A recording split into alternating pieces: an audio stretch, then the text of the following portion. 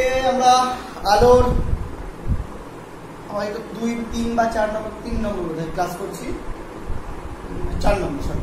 এই ক্লাসে আমরা আজকে এর আগের ক্লাসগুলোতে আমরা দর্পণ সম্বন্ধে চেনার পর, দর্পণের বিভিন্ন অংশ সম্বন্ধে চেনার পর, দর্পণে কি করে ছবিগুলো মানে প্রতিবিম্বগুলো আঁকতে হয় তার জন্য রশ্মি অনুসরণ পদ্ধতিটা দেখে নিয়েছি আগের ক্লাসে, যে এইভাবে যদি রশ্মি যায় তাহলে সেটা প্রতিফলিত হয়ে কেমন করে যায় মানে গোলীয় দর্পণের ক্ষেত্রে উত্তল এবং অবতলে, সেগুলো আমরা শিখে নিয়েছি।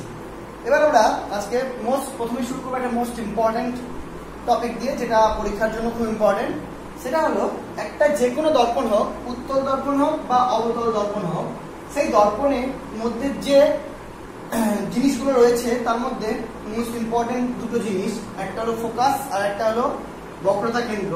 এদের মধ্যে এই ফোকাস দৈর্ঘ্য এবং বক্রতা কেন্দ্রের মধ্যে একটা সম্পর্ক রয়েছে। সেই সম্পর্কটা হলো, সাপোজ আমি যদি অবতল দর্পণ দিয়ে বলি, এটি একটা অবতল দর্পণ হয় যার এই পাশটা ঢাকা, এবং এই অবতল দর্পণের এটা যদি মেরু হয় এবং এটা যদি তার বক্রতা কেন্দ্র হয় সি এবং এটা যদি তার ফোকাস হয় এফ, তাহলে এই লাইনটা হয়ে গেল তার প্রধান অক্ষ। তাহলে এই মেরু থেকে ফোকাস পর্যন্ত এই দূরত্বটাকে বলা হয় ফোকাস দৈর্ঘ্য, এবং এই সেই মেরু থেকে এই সি পর্যন্ত এই দূরত্বটাকে বলা হয় বক্রতা ব্যাসার্ধ। এইটা এই পর্যন্ত, এটা এখানে আঁকলাম, তাই এটা বুঝতে হবে এখান থেকে এতটা। তো যাই হোক, এই দূরত্বটাকে বলা হয় বক্রতা ব্যাসার্ধ এবং এই দূরত্বটাকে বলা হয় ফোকাস দূরত্ব। এবার এই দুটোর মধ্যে একটা ইম্পর্টেন্ট সম্পর্ক রয়েছে। যে সম্পর্কটা হলো, এই বক্রতা ব্যাসার্ধ অলওয়েজ ফোকাস দৈর্ঘ্যের দ্বিগুণ হয়, মানে এই ফোকাস দৈর্ঘ্য আর বক্রতা ব্যাসার্ধের হাফ হয়, মানে এই দূরত্ব দুটো অ্যাকচুয়ালি সমান সমান হয়। এই জিনিসটাই আমরা এখন প্রমাণ করে দেখাবো। অবতল দর্পণের ক্ষেত্রেও দেখাতে পারি, উত্তল দর্পণের ক্ষেত্রেও দেখাতে পারি। আমরা যদি অবতল দর্পণ দিয়ে শুরু করি, মনে করো একটা আমি আলোক রশ্মি নিচ্ছি যেটা প্রধান অক্ষের সমান্তরাল। ওকে, তো সাপোজ এটা সেই আলোক রশ্মি নিলাম যেটা প্রধান অক্ষের একটা সমান্তরাল আলোক রশ্মি। এবার আমরা আগে শিখে ফেলেছি রশ্মি অনুসরণ পদ্ধতিতে যে যদি প্রধান অক্ষের সমান্তরাল রশ্মি হয় সেটা আফটার প্রতিফলন ফোকাসের মধ্যে দিয়ে চলে যাবে, রাইট? তাহলে এটা হলো প্রতিফলিত রশ্মি। এবার যদি আমরা আপাতন কোণ আর প্রতিফলন কোণগুলো বের করতে চাই, তাহলে অবভিয়াসলি এখান থেকে আমাকে একটা অবিলম্ব এঁকে নিতে হবে। অবিলম্বটা অবশ্যই সি দিয়ে যাবে, এই অবিলম্ব এঁকে ফেললাম। অবিলম্বটা আঁকার ফলে যেটা তৈরি হলো, এটা হলো আই আপাতন কোণ, আর এইটা হলো আর প্রতিফলন কোণ। ওকে, এবার কিছু নাম দিয়ে, এটা সি দিলাম, এটা এফ দিচ্ছি ক্যাপিটাল, আর এটা নাম দিলাম সাপোজ ও। ওকে, আর এই পয়েন্টের নাম দিলাম সাপোজ পি। ওকে, এবার বন্ধুরা লক্ষ্য করো যে এই যে ছবিটা হলো, এখানে এটা আপাতন কোণ, এটা প্রতিফলন কোণ, এটা ফোকাস দৈর্ঘ্য, আর এটা হলো বক্রতা ব্যাসার্ধ। এবার লক্ষ্য করো, এই I is equal to I, I is equal to R হবে, কোনো সমস্যা নেই, কারণ আমরা এটা আমরা এটা অলরেডি আগে থেকেই প্রতিফলনের সূত্র থেকে জেনে ফেলেছি যে আপাতন কোণ আর প্রতিফলন কোণ সবসময় সমান হয়, অর্থাৎ I is equal to R হবে, এটা আমরা জানি, নো প্রবলেম। এবার লক্ষ্য করে দেখো যে এই প্রধান অক্ষটা এবং এই রশ্মিটা একে অপরের সমান্তরাল, এবং যদি এই দুটো একে অপরের সমান্তরাল হয় এবং এই প্রধান অক্ষের উপর যে বক্রতা কেন্দ্র থেকে পি পর্যন্ত যে লাইনটা টেনেছি সেটা দেখো এই প্রধান অক্ষ এবং এই রশ্মি দুটাকেই ছেদ করেছে, তার মানে সমান্তরালের ছেদক হিসাবে আমরা পিসি কে ভাবতে পারি। তাহলে পিসি যদি ছেদক হয় তাহলে এই কোণটা আর এই কোণটা কিন্তু আবার একান্তর কোণ হয়ে যায়। সো আমি কিন্তু ইজিলি এটাকেও আই বলতে পারি। তার মানে এটাকে যদি এখানে আমি একটা নাম দিই এম, আর তাহলে অ্যাঙ্গেল এম পি সি এটা তো আই হয় আপাতন কোণ, এবং অ্যাঙ্গেল এফ পি সি এটা তো প্রতিফলন কোণ হয় আমরা জানি। কিন্তু যদি angle M P C equal to আবার অ্যাঙ্গেল হয় অ্যাঙ্গেল পি সি এফ, কেন? কারণ এটা হলো একান্তর কোণ, একান্তর কোণ এটা আমরা বলতে পারি। তাহলে আমরা এখান থেকে বলতে পারি অ্যাঙ্গেল পি সি এফ এটা সমান সমান আই। এবার দেখো, তাহলে এটাও যদি আই হয়, আবার আই আর আর সমান, তাহলে আমরা বলতে পারি না এই কোণটা সমান, তাহলে এখান থেকে আমরা বলতে পারি না অ্যাঙ্গেল পি সি এফ এই অ্যাঙ্গেলটা আবার অ্যাঙ্গেল এফ সি পি এর সাথে সমান সমান, কারণ এটা আই হয়ে গেল, এটা আর হয়ে গেল, আই আর সমান, তাহলে এই দুটো সমান হয়ে গেল। এবার দেখো যে ত্রিভুজটা তৈরি হয়েছে, ত্রিভুজ পি সি FCF এই ত্রিভুজের দুটো কোণ অপোজিট দুটো কোণ সমান। আমরা জানি কোন ত্রিভুজের বিপরীত কোণ দুটো যদি সমান হয় তাহলে সেই ত্রিভুজটা হয় সমদ্বিবাহু ত্রিভুজ। অর্থাৎ ত্রিভুজ FCF একটি সমদ্বিবাহু ত্রিভুজ, তাই তো? তাহলে এখান থেকে আমরা ইজিলি বলতে পারি যে CF is equal to FP। দেখো এইটুকুটা বুঝলে কিনা? তাহলে আমরা খুব সহজে বলে ফেললাম যে CF আর FP এর ভ্যালু দুটো সমান। এইবার দ্য মোস্ট ইম্পর্টেন্ট থিং মন দিয়ে দেখবে, সেটা হলো আমরা ক্লাস 2 সেকেন্ড লেসন 2 তেই খুব ভালো মতো তোমাদের বলেছিলাম যে এই যে ঘটনাটা ঘটছে, এই ঘটনাটা, এই যে রশ্মিটা নিয়েছি এমপি, এই রশ্মিটা কিন্তু প্রধান অক্ষের খুব ক্লোজ, মানে উপাক্ষীয় রশ্মি। কারণ এটা যদি প্রধান অক্ষের ক্লোজ না হতো তাহলে কিন্তু এটা ফোকাস দিয়ে যেত না। আমি দেখিয়েছি যে প্রধান অক্ষ থেকে যত দূরে যায় তত সেটা ফোকাস দিয়ে যায় না।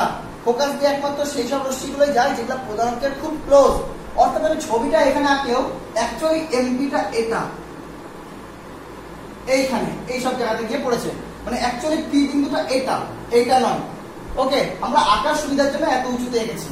মানে অ্যাকচুয়ালি যেটা বলতে চাইছি যে এই পি বিন্দুটা আর এই ও বিন্দুটা ভেরি ক্লোজ পয়েন্ট, মানে ও আর P is very close point. আমি দূরে এঁকেছি ঠিক, কিন্তু এর উন্মেষটা এত ছোট, কথাটা উন্মেষটা খুব ক্ষুদ্র, মানে ঘটনাটা আয়নার এইটুকু অংশের মধ্যে ঘটছে, এই গোটা অংশের মধ্যে কিন্তু ঘটছে না।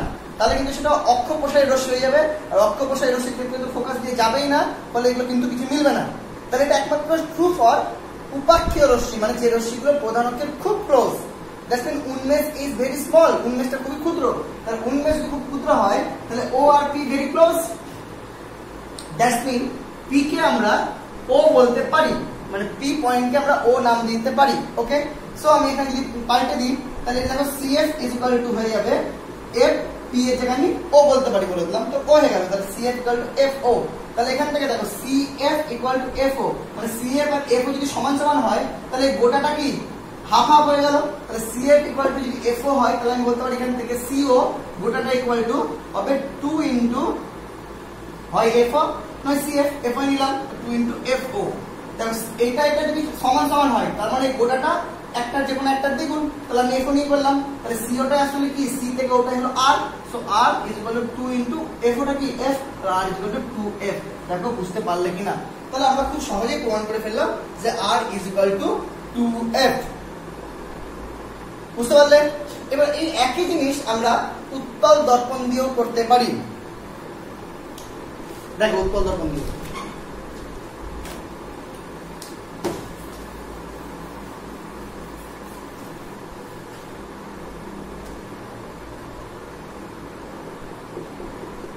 উত্তল দর্পণ, মেরু, বক্রতা ব্যাসার্ধ, ফোকাস, প্রধান অক্ষ, প্রধান অক্ষের সমান্তরাল রশ্মি।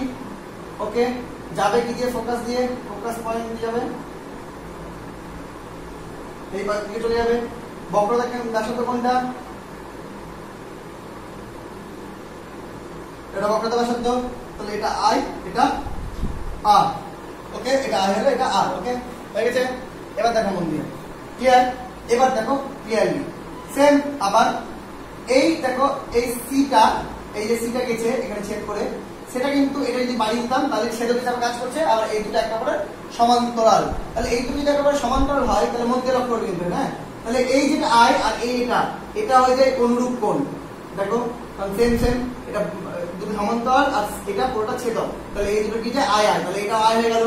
ওকে, আবার এই দেখো এই লাইনটা বেরিয়ে গেছে আর এই লাইনটা বেরিয়ে গেছে, তার মানে এই লাইনটা আর এই লাইনটা ক্রস করে গেছে একে অপরকে, সরি এই লাইনটা আর এই সি এর লাইনটা একে অপরকে ক্রস করে গেছে।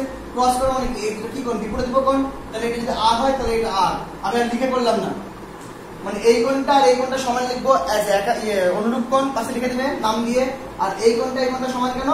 অ্যাজ এ বিপরীত কোণ লিখে দিবে, হয়ে গেল।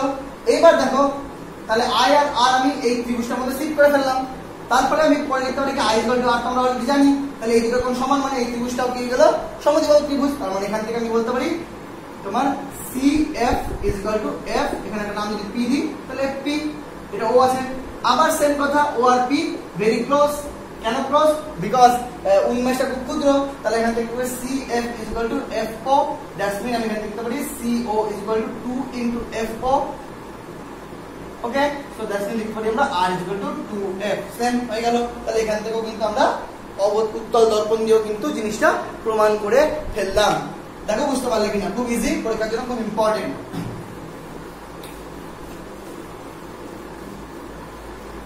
এবার আমরা যেটা করব সেটা হলো প্রতিবিম্ব অঙ্কন।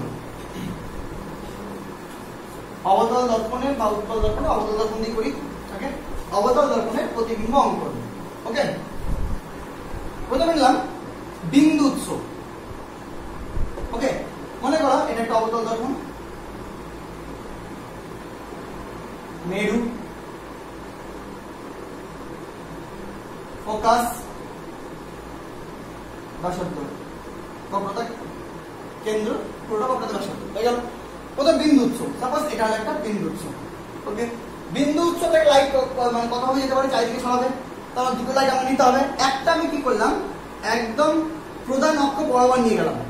প্রধান অক্ষ বরাবর নিয়ে গেলে জানি সি থেকে এটাই অবিলম্ব, অর্থাৎ সেটা প্রধান অক্ষ বরাবরই ফিরবে। ওকে, হয়ে গেল। আরেকটা লাইটটা কি করলাম আমি, সাপোজ যে কোনো দর্পণে যে কোনো একটা জায়গায় নিয়ে গেলাম, তো সেখানে আমাকে অবিলম্বটা নিতে হবে। অবিলম্ব নিয়ে গেলাম, তো সেই হিসাবে আমাকে প্রতিফলনটা দেখাতে হবে। প্রতিফলনটা পেয়ে গেলাম। এটা কিন্তু ফোকাস দিয়ে যাবে এরকম কোনো মানে নেই। হ্যাঁ, প্রতিফলনটা দেখে দিলাম। তাহলে এবার এই লাইটটা এদিকে ব্যাক করছে, এই লাইটটা এদিকে ব্যাক করছে, এটা দুজন মিলে মিট করবে কোথায়? এখানে।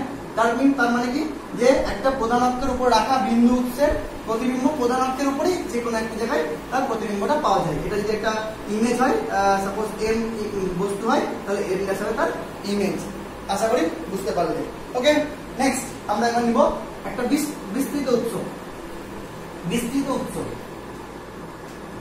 সেম ও এফ আর, সাপোজ এখানে আমি একটা বড় মানুষ নিলাম, তাহলে এখান থেকে আমরা কি কিভাবে নিতে পারি? তিন ভাবে নিতে পারি। একটা তো প্রধান অক্ষের সমান্তরাল নিব, যেটা ফোকাস দিয়ে পাঠিয়ে দিব। তাহলে বুঝতে পারলেন? ওকে, এবার আরেকটা আমি কিভাবে নিতে পারি? এখান থেকে আরেকটা নিতে পারি, হয় আর দিয়ে পাঠাবো, যদি আর দিয়ে পাঠাই তাহলে আর দিয়ে ব্যাক করবে, আর যদি ফোকাস দিয়ে পাঠাই তাহলে সেটা প্রধান অক্ষের সমান্তরাল হয়ে যাবে। এবার দেখো আর দিয়ে যদি পাঠাতাম তাহলে সেটা দর্পণের বাইরে চলে যাচ্ছে, ফলে সেটা আমরা নিচ্ছি না। আমরা দেখছি ফোকাসটা সহজ, তাহলে ফোকাস দিয়ে পাঠাচ্ছি। ওকে, ফোকাস দিয়ে পাঠালাম, সেটা কি হলো, অবিলম্ব সমান্তরালে বেরিয়ে গেল। তাহলে এই পয়েন্টে দেখলাম যে দুটো লাইট মিট করে গেল, ফলে এখানে কি তৈরি হবে, তার প্রতিবিম্বটা তৈরি হবে। তার প্রতিবিম্বটা কেমন হলো? উল্টো এবং সৎ। আশা করি বুঝতে পারলেন। ছবিগুলো কিন্তু খুব ইম্পর্টেন্ট, মন দিয়ে করবে। নেক্সট, এই বিস্তৃত বস্তুটাই যদি উত্তল দর্পণের ক্ষেত্রে হয়,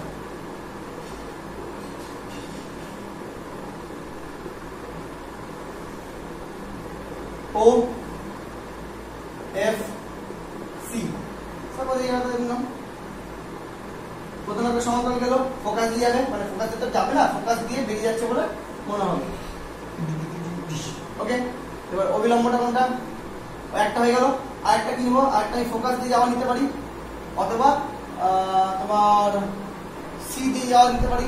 আর কি কি হয়, তাহলে ফোকাস দিয়ে যাওয়া নিই, তাহলে সেটা প্রধান অক্ষের সমান্তরাল হয়ে যাবে।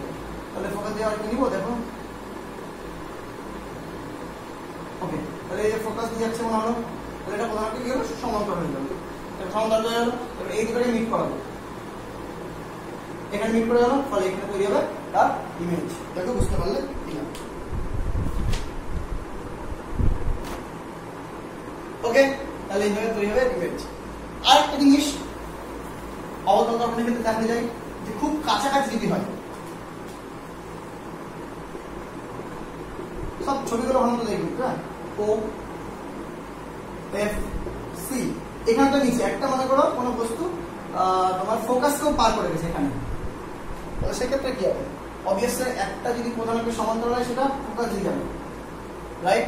কিন্তু আরেকটা দেখো পিছনে পড়ে যাচ্ছে, ফোকাসটা কি হচ্ছে, ওর একদম পিছনে পড়ে যাচ্ছে। তাহলে সেক্ষেত্রে কি করবে? সেক্ষেত্রে ও যদি ফোকাসের মধ্যে দিয়ে ভাবতে পারি, তাহলে সেটা দেখো দর্পণ থেকে বাইরে চলে যাচ্ছে। মানে ফোকাস দিয়ে যাওয়া মানে এই না যে ফোকাসের দিকে যেতে হবে, ওই লাইন বরাবর গেলেই হলো। তাহলে একটা লক্ষ্য করে যে এই সি বরাবর, যদি ভাবি সি বরাবর যাচ্ছে, তাহলে এই দেখো এটা সি এর লাইন, সি এর অ্যাকচুয়াল লাইন। তাহলে যদি কোনো লাইন এইভাবে যায়, তাহলে সেটা কিন্তু এইভাবে ব্যাক করবে। তাহলে এই দুটো লাইট কিন্তু কখনো মিট করবে না। ওকে, একটু টেরা হবে, একটু করে দুটো লাইট দুদিকে ছড়িয়ে যাবে এবং এই দুটো যদি পিছনে বাড়ানো যায় তাহলে দেখো আস্তে আস্তে আস্তে এটা পিছনের দিকে একটা পয়েন্টে দূরে গিয়ে মিট করছে। ফলে একটা সমশিষ্য কিন্তু তোমার অসৎ প্রতিবিম্ব তৈরি হবে যদি ফোকাসের আগে বস্তুটাকে নিয়ে যাওয়া হয়। তাহলে এইভাবে আমরা এঁকে ফেললাম যদি একটা বস্তুকে উত্তল দর্পণ হোক আর অবতল দর্পণ হোক বিভিন্ন পজিশনে রাখতে গেলে প্রতিবিম্ব কেমন হবে। আচ্ছা, এটা হয়ে গেল। এবার মনে রাখবে তোমার গোলীয় যে দর্পণগুলো আমরা শিখলাম, এই দর্পণের কিছু ব্যবহার আছে। তার আগে বলে দিই, দর্পণ চেনার কয়েকটা পদ্ধতি রয়েছে। একটা বিস্তৃত বস্তু নিয়ে আমি যদি খুব কাছে রাখি কিন্তু আমরা তোমার দর্পণটা কি দর্পণ আমরা খুব সহজে বলতে পারি। কেমন করে? যদি মনে করো কোনো একটা তোমার বস্তুকে, বিস্তৃত বস্তুকে অবশ্যই সমতল দর্পণে খুব কাছাকাছি রাখা হয়, তাহলে যতই কাছে নিয়ে যায় না কেন তার কি হবে, একটা অসৎ প্রতিবিম্ব তৈরি হবে এবং সমান আকারে তৈরি হবে। কিন্তু সেটাই যদি অবতল দর্পণ হয়, কাছে নিয়ে গেলে দেখো অবতল দর্পণে কিন্তু ম্যাক্সিমাম সব প্রতিবিম্ব হয়, কিন্তু এক্ষেত্রে অবতল দর্পণের ক্ষেত্রে কাছে নিয়ে গেলে অসৎ প্রতিবিম্ব তৈরি হবে কিন্তু আকারে অনেক বড় হবে। কিন্তু সেটাই যদি উত্তল দর্পণে খুব কাছাকাছি নিয়ে যায় তাহলে কিন্তু সেক্ষেত্রে তোমার অসৎ প্রতিবিম্ব হবে এবং সাথে সাইজটা কিন্তু খুব ছোট হবে। তো যাই হোক, এইভাবে আমরা দর্পণকে চিনতে পারি। হয়ে গেল। এবার লাস্ট আমরা যেটা করবো সেটা হলো এই উত্তল বা অবতল এই গোলীয় দর্পণগুলোর কিছু ব্যবহার। যেমন মোটামুটি তোমার ডাক্তাররা যারা হয়, ডাক্তাররা এই অবতল দর্পণকে ব্যবহার করে তোমার দাঁতের যে চিকিৎসা করার জন্য ওরা একটা স্পেশাল অবতল দর্পণ ইউজ করে। সেই অবতল দর্পণকে মুখের মধ্যে ভরে অবতল দর্পণকে মানে দাঁতটাকে ফোকাসের থেকেও কাছে নিয়ে যায়, ফলে ওই দর্পণে একটা প্রতিবিম্ব তৈরি হয় বড়, সেই বড় প্রতিবিম্ব দিয়ে ও ঠিকঠাক চিকিৎসা করতে পারে। তারপরে যে মোটরসাইকেল হয় তার যে ইয়েটা হয় মানে আয়নাটা হয়, যেটা দিয়ে আমরা পেছনের ভিউটা দেখি, সেই ভিউ ফাইন্ডার হিসাবে কিন্তু আমরা উত্তল দর্পণ ব্যবহার করি, কারণ উত্তল দর্পণে অনেকটা আলো এসে ঢোকে এবং সেটা আমাদের চোখে এসে পড়ে, ফলে অনেকটা জায়গা জুড়ে আমরা দেখতে পাই। তারপরে তোমার দাড়ি কাটার জন্য আগে সমতল দর্পণ ব্যবহার করা হতো, এখন একটু অবতল দর্পণ ব্যবহার করা হয়। কেন? কারণ অবতল দর্পণে দাড়ির সাইজগুলো একটু বড় বড় লাগবে, ফলে আমরা খুব সহজে কাটতে পারবো। আর গাড়ির যে হেডলাইট হয় সেখানে এক ধরনের অবতল দর্পণ ইউজ করা হয়, সেই অবতল দর্পণটা একটু মানে অবতল দর্পণ এরকম হয় তো, গাড়ির হেডলাইটটা একটু এরকম মানে একটু অধিবৃত্তীয় অবতল দর্পণ। তো এই ধরনের দর্পণ ইউজ করার ফলে কি হয়, লাইটটা অনেক দূর পর্যন্ত যায় ফোকাসটা, ফলে আমরা অনেকটা দূর পর্যন্ত দেখতে পাই। তাছাড়াও এই ধরনের দর্পণ জ্যোতির্বিজ্ঞান চিকিৎসা শাস্ত্রেও অনেক সময় ব্যবহার করা হয়। এই হলো উত্তল দর্পণ, অবতল দর্পণ মানে গোলীয় দর্পণের ব্যবহার। তাহলে আমরা এখানে এসে গোলীয় যে দর্পণ মানে এক কথায় তোমার অবতল উত্তল দর্পণ এর সম্বন্ধে এবং প্রতিফলন সম্বন্ধে সমস্ত জিনিস শিখে ফেললাম। নেক্সট ক্লাসে আমরা কিন্তু এবার শিখবো প্রতিসরণ, প্রতিফলন সম্বন্ধে। আর কোনো ডাউট থাকলে, কোনো প্রশ্ন থাকলে অবশ্যই কমেন্টে জানাবেন। Thank you.